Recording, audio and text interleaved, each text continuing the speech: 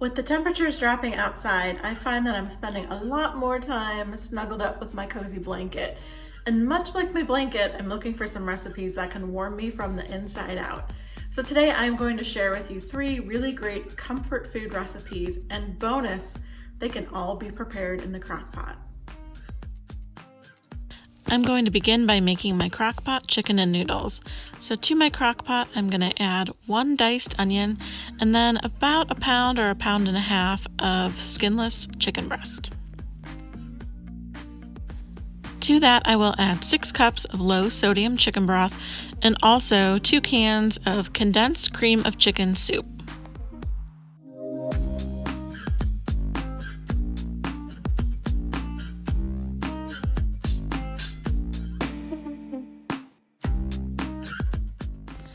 I'll give that a quick stir, and then I'm going to add half a teaspoon of pepper into this, cover it, and I'll let this cook on low for about 3 hours or until my chicken is cooked. Once the chicken was cooked, I pulled it out of the crock pot and shredded it before adding it back in.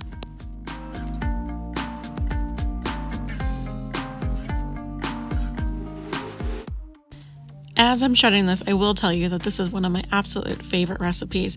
This to me is the ultimate comfort food. And anytime I'm feeling sick or my husband is feeling sick, we always make this chicken and noodles. It's so good, and if you've ever had the chicken and noodles at Bob Evans, it tastes just like it. So good. After adding the chicken back in, I will add about a teaspoon of thyme into the crock pot. And then you'll see I have 1 bag of frozen peas and carrots that I'm going to add in as well.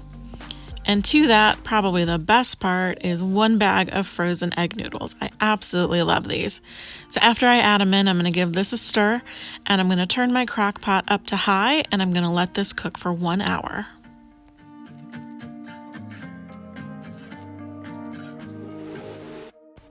So it's done and it looks delicious. I will say that we like our chicken and noodles really thick. So what I did is I added about 2 tablespoons of cornstarch mixed with 2 tablespoons of water to thicken it up. If you prefer yours more like a soup, then don't add the cornstarch, but you can see how nice and thick it got. And also, I'm not going to taste this one for you in the video because I've made this so many times. I know exactly what it tastes like. It's delicious, it's rich, it's hearty, it's filling, and I love it so much. Also, I just wanted to show you what we're having for dessert tonight. Clearly, we already dug into it, but that is a caramel apple dump cake, and it is delicious. So I'm going to be doing a video on crockpot desserts, so that is going to be in it. So look forward for that one coming soon. Tonight's dinner is going to be a shepherd's pie in the crockpot. So I started by browning about 2 pounds of ground beef in a skillet with 1 diced onion. So I will begin by adding that into my crockpot. I've already measured out 1 cup of low sodium beef broth, and to that I'm going to add about a tablespoon of cornstarch. I'm going to get that all whisked together. And then to that I'm going to add a teaspoon of thyme leaves. And also I'm going to add about 2 tablespoons of tomato paste.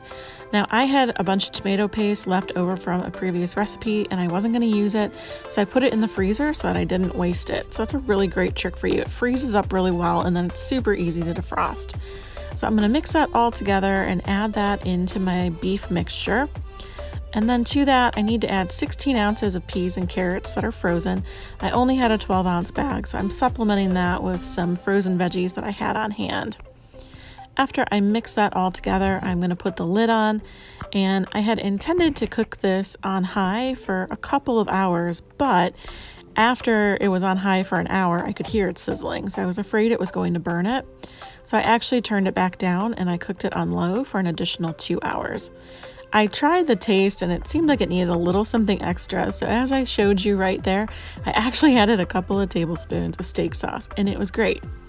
And now I'm just going to cover this with some mashed potatoes. I'm just using Bob Evans mashed potatoes. You can use homemade, even instant, whatever you have on hand. So I'm going to go ahead and add about 4 cups of potatoes, and then I'm just going to smooth this over the top. And then I will cook this until the potatoes are nice and warm, which ended up being an hour on low. So here the potatoes were done, and then all I'm going to do now is add about a cup of shredded cheddar cheese, and then I'll cover this and let this cook for probably another 10 to 15 minutes until the cheese is nice and melted.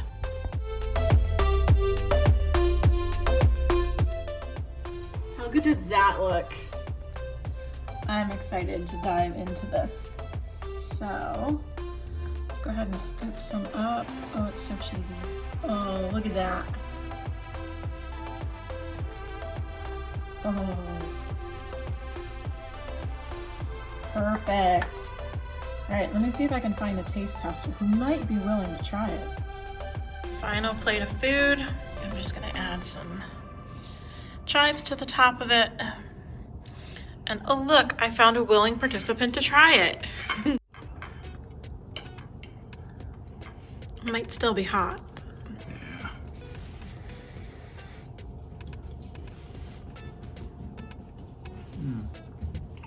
Yeah, that's good. I like that. It looks good. It looks like comfort food on a plate. Really is. He's got his new Mandalorian shirt on, Baby Yoda. He's very proud of that, so. All right, so we're gonna go eat. I have one more comfort dish for you that I'm gonna make tomorrow. So we'll see you then.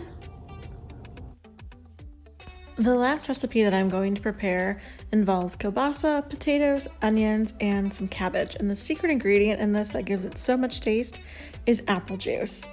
So to begin, I'm going to start by just chopping 3 large potatoes into bite-sized pieces, and I'm going to put those directly into my crock pot as I cut them. And then you can see I've got 2 small onions there. If you have a large onion, just use one, but mine were really small, so I just went ahead and used both of them. I'm just gonna slice those up, and then when I'm done with that, I'm also gonna slice up my kielbasa.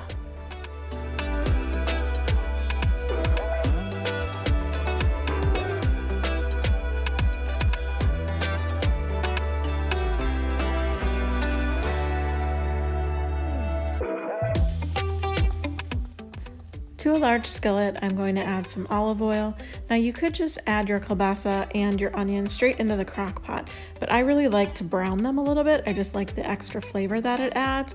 So I'm gonna fry these up a little bit, and once they're nice and brown, I will transfer them to my crock pot.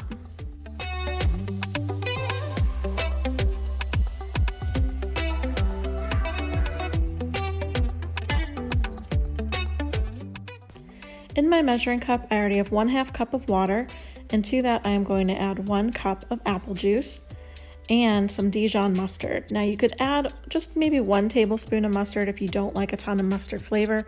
I really like it, so I added 2 tablespoons and then some black pepper. I'm gonna whisk this up and pour this into my cabbage, potato, and onion mixture. Also, I'm going to add some caraway seeds. I really like the flavor that they give this, but if you don't have them on hand, don't worry about it. I'm gonna mix this all together now, and then I'm gonna cover it and cook it on low, likely for about 3 hours or until my potatoes are tender. Once my potatoes were done, I gave this just a really good stir just to mix everything together, and then it was time to add in my cabbage. Now typically I buy 1 bag of shredded cabbage, but the grocery store didn't have it. So instead I bought 1 bag of coleslaw mix. You could easily just buy some cabbage and shred it yourself. I didn't feel like doing that. So coleslaw mix it was. Now I thought it would be a little different maybe with the purple cabbage and the carrots in it, but maybe I thought it would give it a great taste. So I just added that to the top of the kielbasa and potato mixture, and I wanted to cover this on low for about a half an hour. After a half hour, I stirred it into the rest of the mixture, and you can see everything was cooked through at this point. So I was just going to give it 1 last stir to combine it, and then go ahead and plate it up.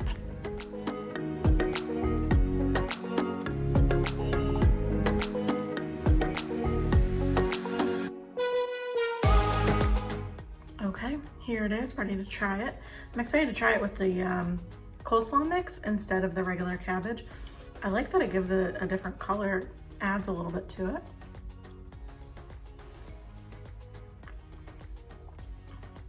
It's good, tastes the same. I love this dish. It is, to me, it's definitely comforting.